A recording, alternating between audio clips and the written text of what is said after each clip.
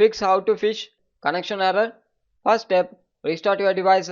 Once the restart complete, after move on with next step. Search for command prompt, right click run as administrator, type the following text: ipconfig space /flush DNS, click enter. Next command, ipconfig space /release,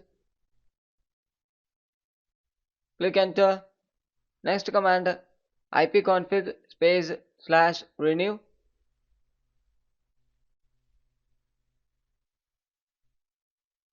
next command, netsh space winsock space reset,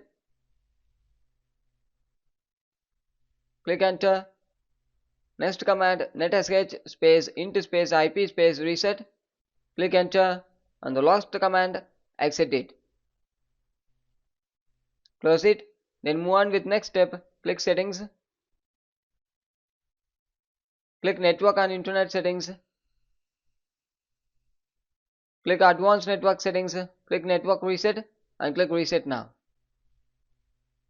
Once the reset complete, after need to check it if the problem still remains, then move on with next step. Search for Windows Defender Firewall. Click it. Select Allow an app. Click change settings. Hold down. Search for Steam and how to fish.